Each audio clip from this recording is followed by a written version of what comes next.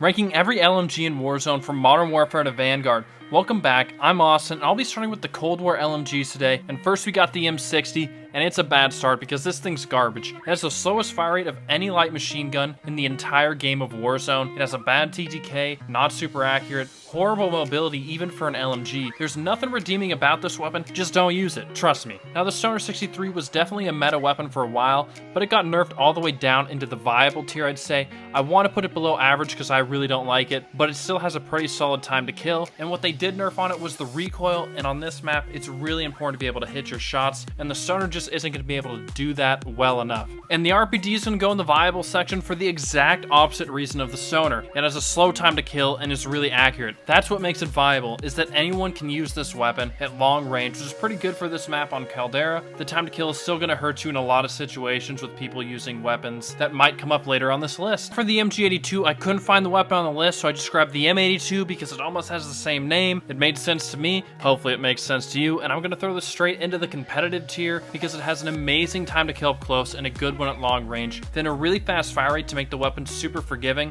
but that fire rate does come with the con of making it have quite a bit of vertical recoil, especially at long range, which is how people typically want to use LMGs, is as a long range option, but if you mount up the weapon, it goes to no recoil, and if you're a really good player and can control that recoil, it would become top tier meta. Now that's it for the Cold War LMGs. Surprising there's only 4 of them, but now we're on to the Modern Warfare ones, and the MG34 is actually pretty similar to the MG82 because of a super fast fire rate and bad recoil. It also has a good time to kill, but the recoil is so much worse on this weapon, so it's going to be really hard to use well. If you can hit your shots, it's definitely good, so I'm throwing it in the viable tier. The SA87, it's a little bit of a weird case. It has a really small mag of 30 rounds. You can get an extended clip to 50. It has really slow handling stats like it's an LMG, but only the magazine size of an AR, but it has the same time to kills as the Cold War AK-47, which is obviously a top tier meta weapon. Because of the handling stats being much worse and the accuracy being a little bit different, I'm throwing it down into viable instead of top tier meta. The AK-47 is just a better version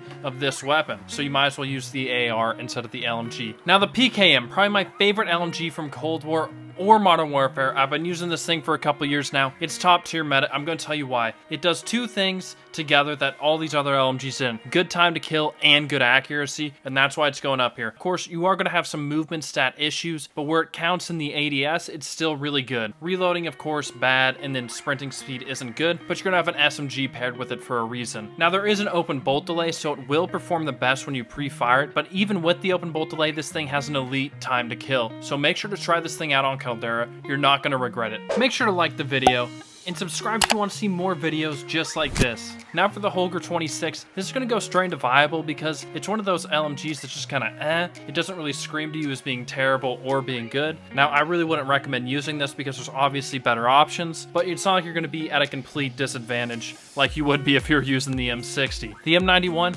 let's just call it another M60. It's complete garbage, but I'd probably throw it ahead of the M60 if I can drag it in front because the fire rate is slightly better at like 550 something instead of 517, but still, never ever use this weapon. If I see you making a class with this thing, I'm going to instantly know you're a trash player. And for the Fin LMG, it's going to be kind of like the RPD, where it's super accurate and a low time to kill, but the difference with the Fin is it's probably the most accurate LMG in the entire game, and you can have an insanely fast fire rate on it, so it makes it really forgiving. So this is pretty much the ultimate noob weapon that anyone can use. I know I said about the RPD, but the Fin is that times 10. Now the Bruen has kind of fallen out of love. Remember when it was the best gun in the game by a mile, and they nerfed it a little bit? It's still definitely competitive because it has a pretty good mobility for a light machine gun, as well as the 60 round clip gives it a super fast reload, making it a little less accurate, but it's still pretty decent out to 75-80 meters. I'd definitely call it competitive, but I'd use the MG82 and PKM over it still. Now for the RAAL MG, this is a weapon I did a video on a while ago,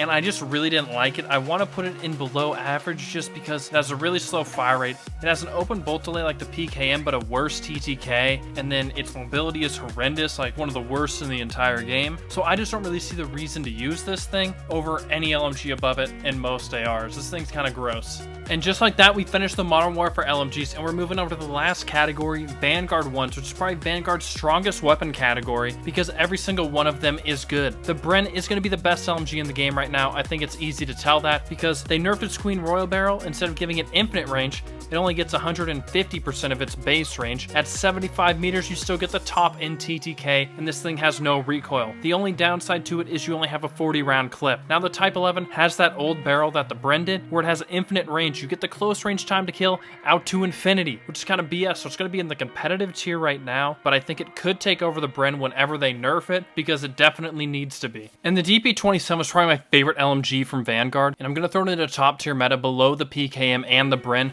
What does it do? Well, it has a really good fire rate for a light machine gun. It also has a really good TTK up close, as well as a solid one at long range, and it's super accurate when you build this thing out with the 10 attachments during sustained fire, 105 round clip. It just is what an LMG should be. A really good weapon to hold lanes and suppress fire, so it's just the perfect light machine gun to use within Caldera. Now the MG42, this is one of those bullet hose LMGs like the MG82, so I'm going to throw it right next to it in competitive. So what does it do? It has a base fire rate of 1035, but if you put a couple attachments on, you can get that over 1200 rounds per minute, which is just insane. And then it's also still insanely accurate. But why do I throw it down here? Because once you go to long range time to kill, the bullets it takes to kill is about 16, which is incredibly high, meaning that if you aren't hitting your shots at all, it's going to feel like it's shooting marshmallows. So that's why it's in competitive instead of top tier meta. That's all the LMGs, and if you want to see every SMG ranked, I'll have a video linked on screen now. Peace.